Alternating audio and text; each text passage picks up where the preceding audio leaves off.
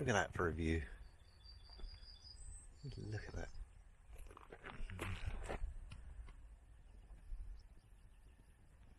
Lovely.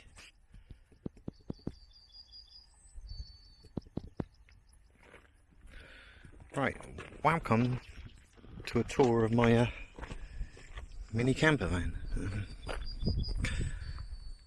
It's a Peugeot Expert 2003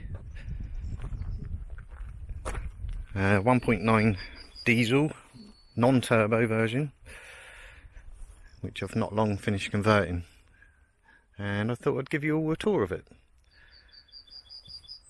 and see what you think.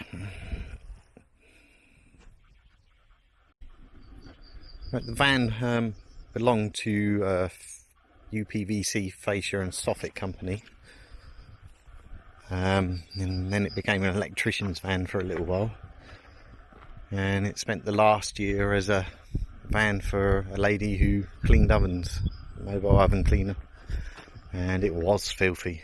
It was filthy inside. But gave it a good clean out, dealt with any rust patches, which there wasn't really any. Lifted the ply floor and insulated under that, relaid it, and then from there insulated the walls with noise cancelling insulation. That's on all the panels on the roof, on the doors, on the back doors, on the panels itself. I then went over with house insulation where I could, specifically Nauf wall, and then foil bubble wrap over that, taped to create the vapour barrier, and then over with pine tongue and groove cladding, and it's extremely warm. Yeah, all the electrics were put in before the insulation went in. I fitted this fan, which opens up and it will extract air or blow air in. It runs on 12 volt. We've got a twist for opening and closing. Got that on eBay, £74 I think it was, and it works very well, and it allows me to cook with the doors shut as well, so if I want to stay completely stealth I can. Up here's the solar charge controller. It's only a cheap PWM one, but that's all I really need in this application, along with the diesel heater control, which I've put onto a separate switch. I'll show you the diesel heater in a bit. The bed, had several different configurations of the bed before I settled on this one. These are a couple of cushions that came from a motorhome, been recovered, and the bed pulls out across and it makes a double bed if needed,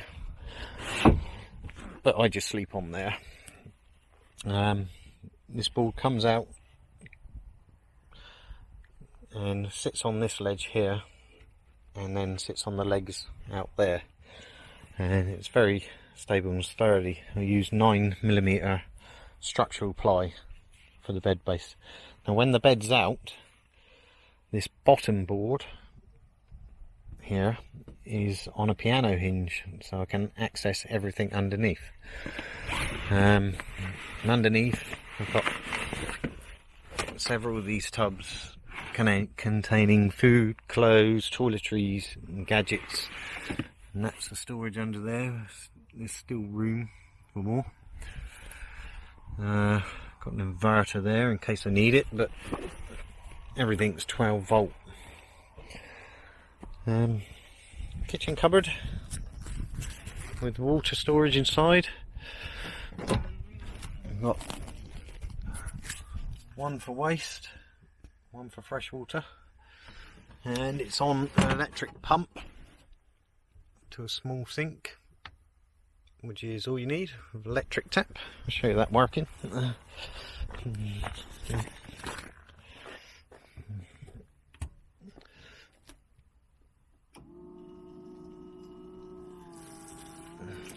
works fine.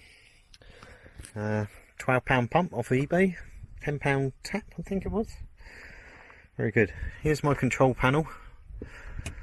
This switch here runs the voltage gauge, voltometer, and the 12-volt socket there.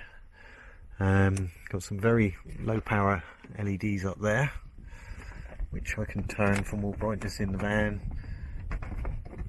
We'll keep them against the wall for a nice night light, along with an old caravan light which I converted to LED again, which is very low amperage, low power. That one's for the van. I'll show you that.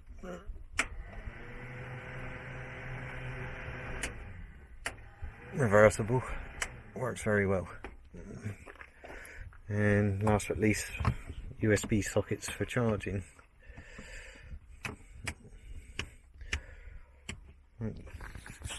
Down here I have the toilet, which is a 20-litre tank, fits well under there. And I built this basically to sit on and house some of the heater workings. This is a diesel tank for the heater there, so I can just open the door and fill with diesel. The Chinese diesel heater. There's a little bit of storage in there. I've got fishing rod and wood saw, a few other bits and pieces.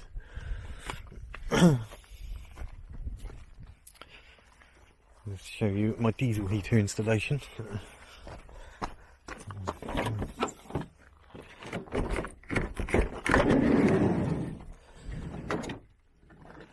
There's my leisure battery setup. The diesel heater. The fuel line goes out under the floor to the diesel heater, and the pump is mounted underneath the van because it makes quite a loud clicking noise when it's pumping. Works very well, the diesel heater.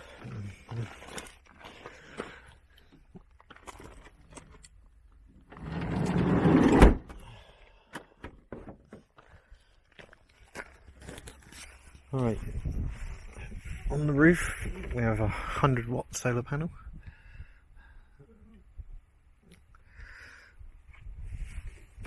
Which supplies a 115 amp leisure battery, and you know, it suits me.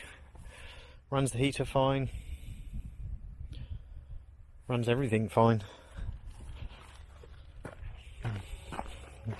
Diesel heater comes out on the floor there, and it's angled over here, so even when the double bed is out, it blows up the heat into the living area. We've got a fire extinguisher is in the storage above the cab there, and a few other bits. We've got a carbon monoxide alarm up there. But yeah, that's pretty much it.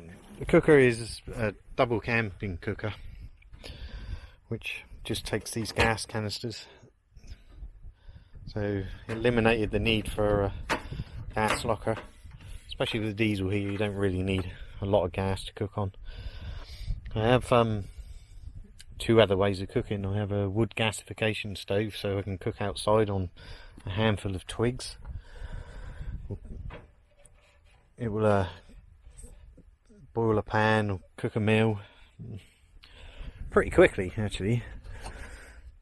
Still to do. I've got to build shelves in the cupboard there, but that's storage. That will be all for food, which I've got installed, stored in a tub in the back there at the moment, so that will all go in there.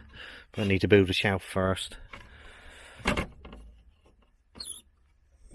That's for the handle there. I've just got a bit of driftwood. I'm going to put another bit there. Cupboards here, various pans and plates and cups. Ridge Monkey, which are awesome cooking tool. Really should have one in a van. And in this side I've left that one blank so I can access the plumbing and the electrics if need be. In here I've got knives and forks, lighters, smelly candles, tin opener and all that sort of stuff. And it works well. It was all done on a budget. We already had the solar panel and the battery, and the rest of it, including the heater and the wood and the insulation, came to just under £400, I think it was. Just went out for my second trip where I was away for a couple of days, and it worked very well. But yeah, that's my mini conversion. I hope you enjoyed this video. If you did, like and subscribe. Oh, I forgot to say about all the carpeting. That was all in. There's insulation behind there, and it's very soft, which acts as a nice headboard as well.